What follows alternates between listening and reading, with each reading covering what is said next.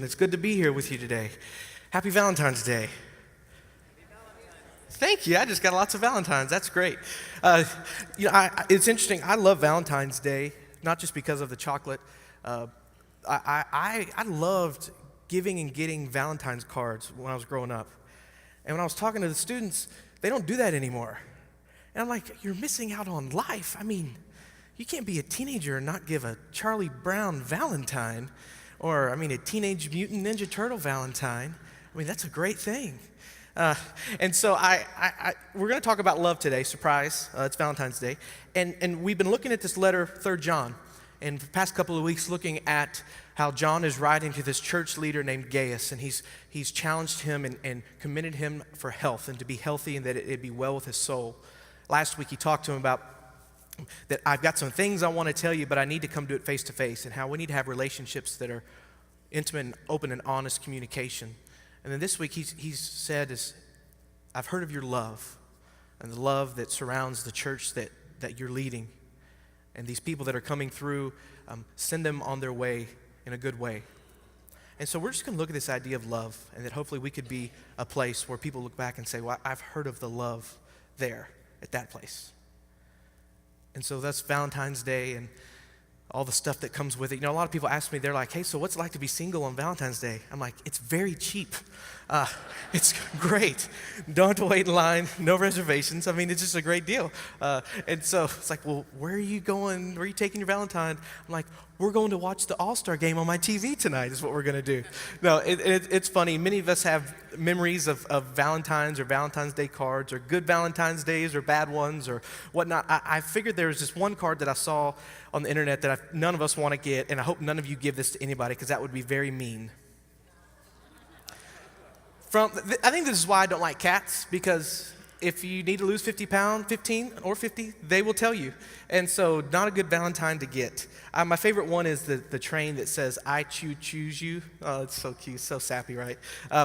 Now, and a lot of times on Valentine's Day, you know, there's all these different traditions that we have. And many of you will get drug into movies that you might not want to see. But the thing is, there's something about a love story that connects us. We love to see stories of people falling in love, staying in love, getting back in love. I mean, cheesy stories that just grip our hearts. We just love all of that. And so I looked at a couple, and there's the classic Romeo and Juliet that I think started it all. And so we can blame chick flicks on Shakespeare. And then Gone with the Wind, of course, it's a must-see. And one of my all-time favorites is Cinderella. I mean, it's just a great story. Beauty and the Beast moves our hearts. And last but not least, who could forget about the Titanic, the scene between Rose and Jack, or Leo, or whatever his name is. And then now these kiddos are into this Twilight thing, this love story, and it's about vampires. And so I'm trying to tell them, guys, don't date a vampire. It's not going to end pretty. Like, think about it. I love vampires, and now this werewolf's coming out. We're going to have a whole other talk. Like, guys, okay, werewolf thing's not going to happen. Don't bring a werewolf home to mom. It's not going to end good. But something about these love stories really grips our heart. We want the guy to get the girl at the end. I mean, we want the underdog to win by the end of the movie, by the end of the story. We want good to overcome evil. Something about it really just inspires us. Guys, you know, we have our own version of love stories, like Gladiator is a love story. Okay? It is, right? Star Wars, all 17 episodes are love stories, right? It's okay. There can be lightsabers and love. It's okay. But we're drawn to these. We're something about us likes these. As we turn to look at what does this look like for us as followers of God, what I would submit to you is that our story, God's story, is one big love story. That if you were to take a common thread and run it from Genesis through Revelation, that the common theme would be love. That the common theme would be God is this relentless lover who is crazy about these humans that he's created, going to extreme lengths to win their hearts and to capture them with his love. That our whole story is about that. And so I'd like to just unpack a couple chapters of this story, and with the hope that you and I can embrace this love on this Valentine's Day, and that we can be a part of this story and find our role in this story. And so we see that all good love stories have a great beginning.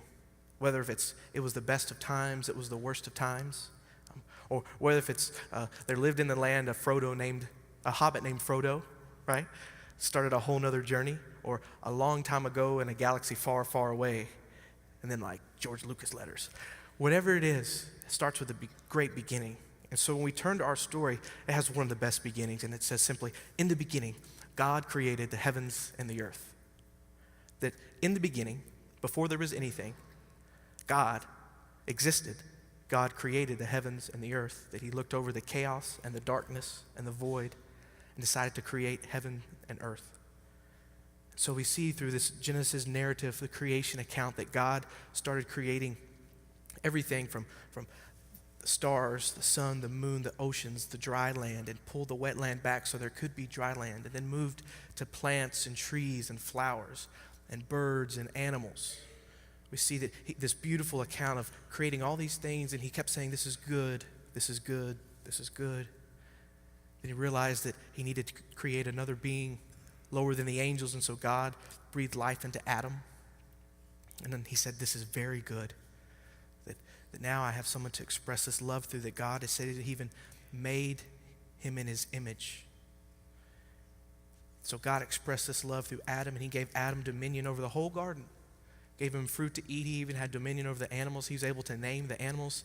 You know, I think too, this isn't in the story, this is like footnotes. I think Adam got bored naming the animals, okay? Because think about it. Now go with me here for a sec. You know, you go and you got like bumblebee and elephant, rhinoceros, aardvark, anteater. And then by the time he got to birds, I think he was just bored because he was going, redbird, bluebird, mockingbird.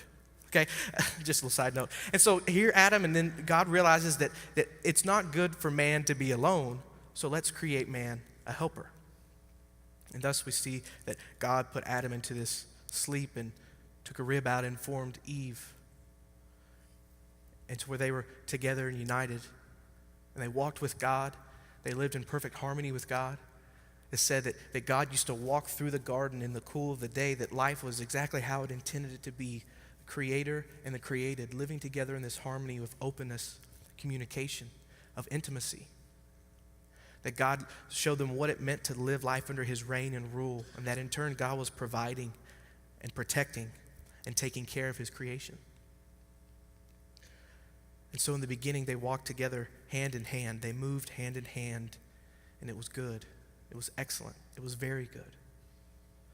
And like any good story, our story does take a pretty quick twist.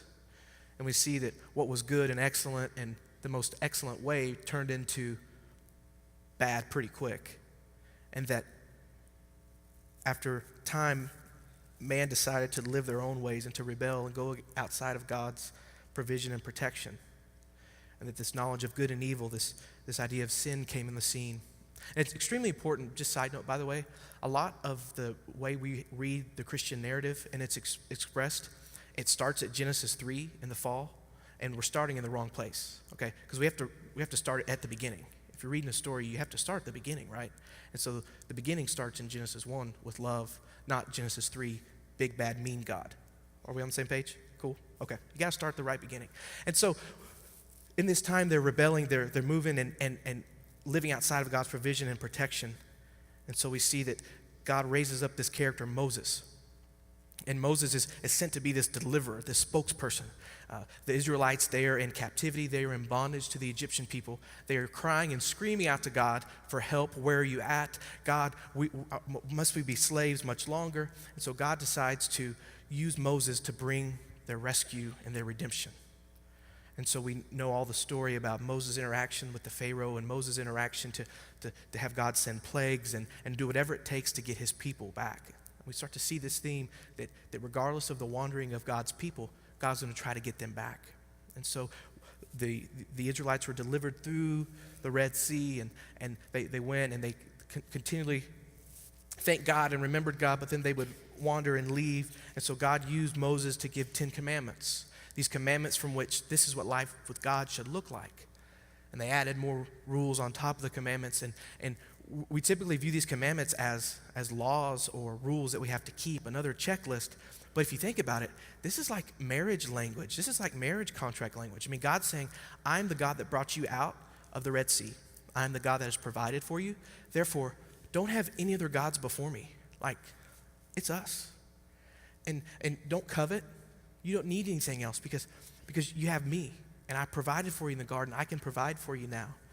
And so these commandments, this marriage contract between God and his people, we see this theme that our story is a love story. Even in the midst of what we would think are rules or regulations, that it's in love. God's saying, this is what I have to do to keep you under my care and in relationship with me. These are the covenants that I'm going to make between you and I in this journey. And so we follow through the rest of the Old Testament, and we see the history of the Israelite nation as God's chosen people. God had desires for them to live under his reign and his rule, to show the rest of the world what life with Yahweh, Creator God, was like. They continued to wander. They continued to leave. And the whole scope of the prophets can be seen like this. God would speak to a prophet, and they were the voice box for God. And that prophet would plead with the people, come back to God. Remember the God of Abraham, Isaac, and Jacob. Come back to that God. There's a warning. If you keep going the way you're going, it's not going to end up good. Come back to God. Come back to God. And so we see this theme of love continued through in the midst of our wanderings, in the midst of us wanting to leave the one that created us, to come back to God. God uses one of the prophets, Hosea, to paint a literal picture of what his feelings were towards the nation of Israel. And he told Hosea to go and to marry an unfaithful wife.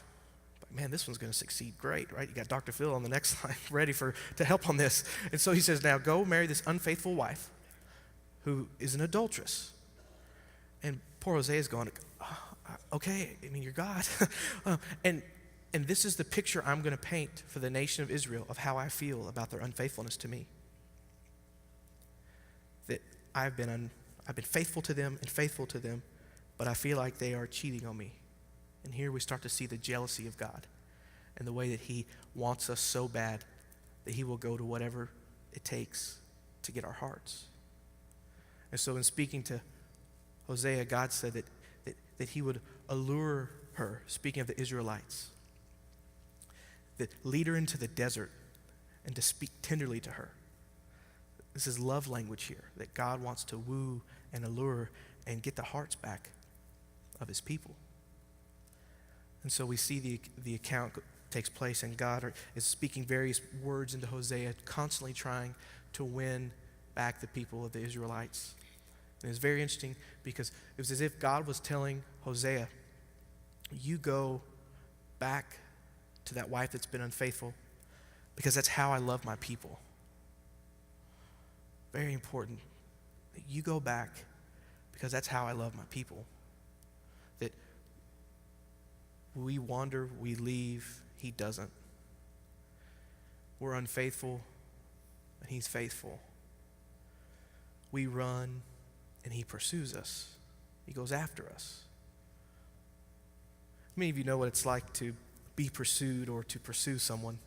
And, you get to that point where it's like, there is nothing that's going to keep us apart. I remember the first time I pursued someone. I mean, I had the girl I was going to marry in 5th grade. I was so sure that after a week we were going to get married. I mean, we exchanged Valentines, right? But then the day came when you find the one that's like, all right, I'm going to go for her. And her mother trained her too well because she said no like 5 different times to go on dates. I mean, I was coming up with everything. I mean, I was like, we could go to Sonic, America's favorite drive-in. No, and finally, I just had to say, I'm going to keep pursuing you until you either get a restraining order or move to another country or change your phone. Because that's what love does. Love pursues. Love is active, moving. And so here we see that God, regardless of the unfaithfulness of his people, is constantly pursuing them. One writer called him the hound of heaven. And that's what he does. He pursues his people with great zeal, great fervor. Because our story is a love story. So it makes sense that we would be pursued. And that at the end of the day, we find ourselves captured by his love. These prophets, they spoke things about the coming Messiah, and that how one was coming to fulfill all the prophecies and to bring about this kingdom of God and to bring the peace of Israel, to bring about the freedom from oppression. And so, as we turn to the next chapter in our story, we see that Jesus comes on the earth in a very unique way, that God, he set aside the right to be God. In humility, he came down, humbled himself, and became God with a face for us. Love expressed, love in such a way that we could touch it and see it and interact with it. And this love had such humility that it was expected that Messiah would come in on this big white horse in this triumphal entry, and he came in on a donkey in a manger. And that Jesus showed us what this love looked like. And for the first time, we were able to really grasp how wide and deep this love was that God had been talking about all along. And so we look at the life of Jesus, and he constantly interacted with people. The way he showed love to the hurting, the oppressed, those that are cast aside, to the religious, to the irreligious, to the popular and unpopular. He was constantly living a life full of love. His interactions with the disciples, those that he spent the most time with, he was constantly teaching them about what life with God was like, saying, I'm showing you this is how you should live. This is how you should love. And then we see that as our story takes another twist, that he said, I've been with you now for 3 years. I'm going to another place. And they really didn't get it. And he said, I'm going to have to show you what this love really, really looks like. Thus we see Jesus in the garden wrestling with God, sweating to the point of blood and saying, God, the cross is before me, but not my will, but yours be done. And so it ended up that love looked like a cross and death, and that the ultimate act of selfless love, the ultimate act of unconditional love ever known or ever be known to man was seen that day at Calvary.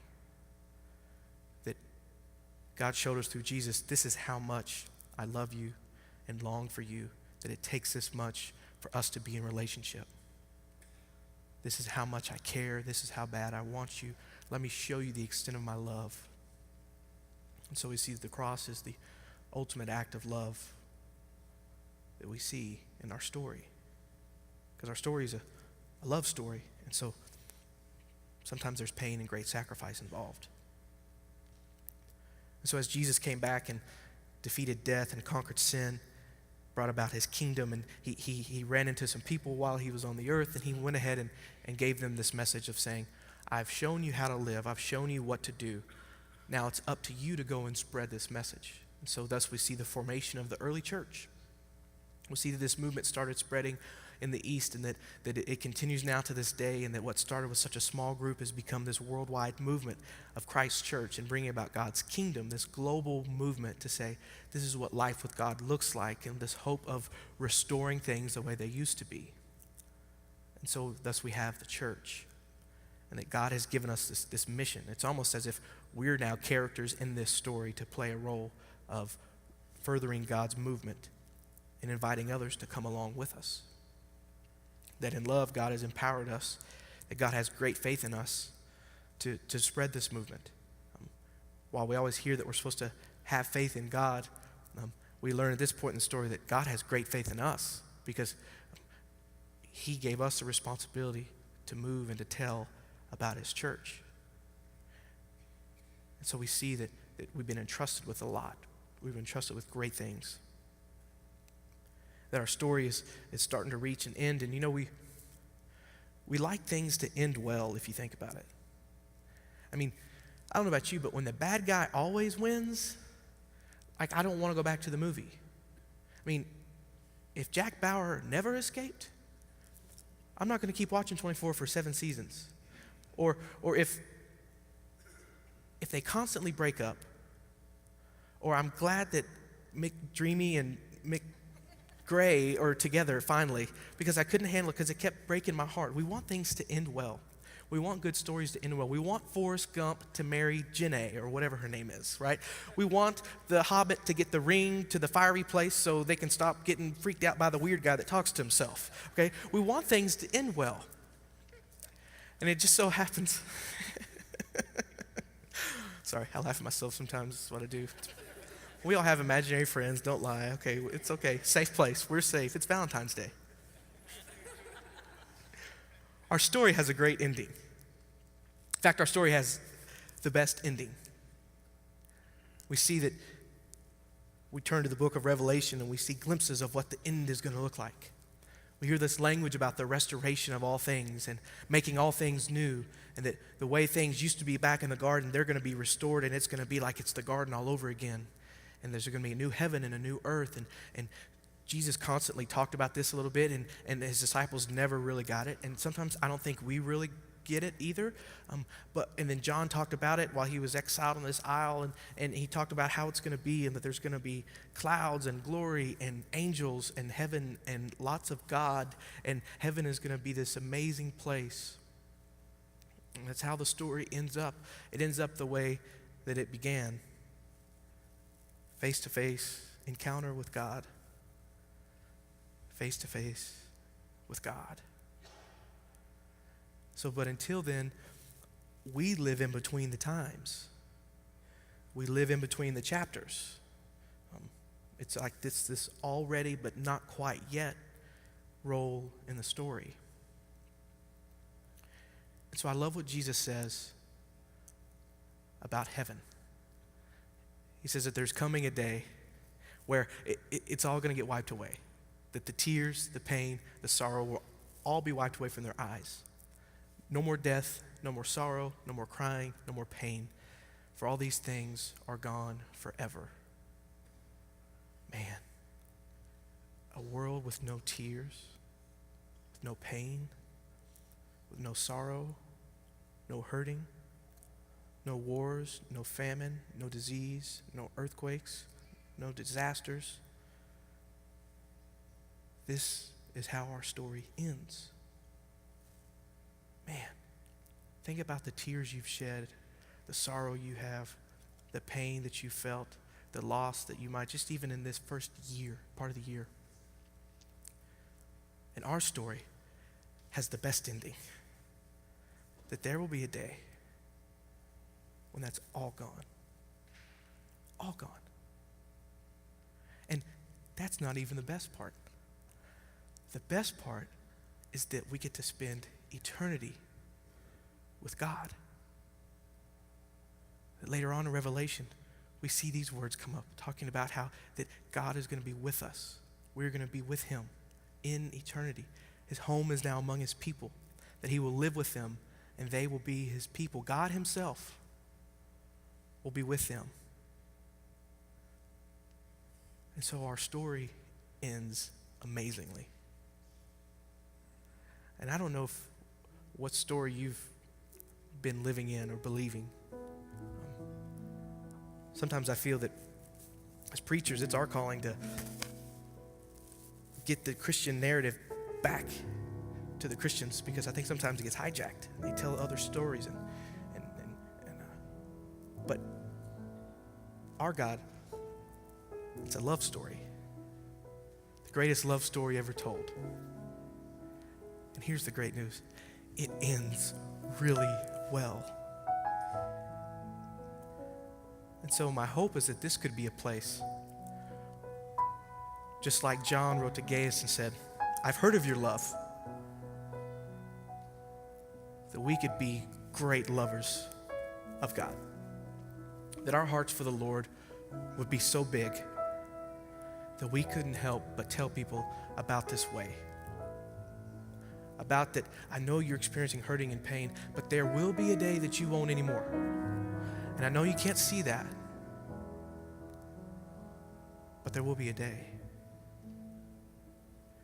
And that we'd be able to express our love to God in such a way that, like we try to express it to many others on this day.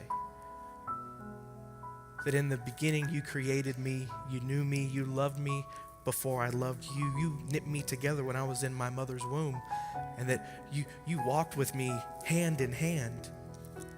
And that over time I strayed and went far away and turned to other places, and we came together in your promises. And that I wandered and left. I was unfaithful. I didn't love you like you deserved. I didn't love you like you loved me. But you pursued me. You came after me. You ran after me. You chased after me. You would not let me go. I stepped aside and you stepped in. I turned away and you kept coming. I was unfaithful. You were faithful. You never let go. And so you captured me with your love.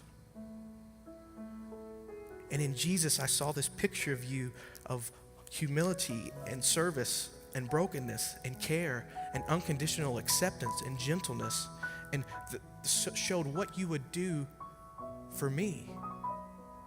And the love that you expressed, at the lengths that you would go to love me. And that's when I knew I'd fallen. I mean, that was it right there. And then I don't even get to imagine what life is going to be like forever with you. I mean, no hurting, no pain, no sorrow, no grief, no tears. And then you're going to be there, and I'm going to be there. And it's going to be like it was all the way in the beginning. And I can't wait until the day comes when I get to see you face to face.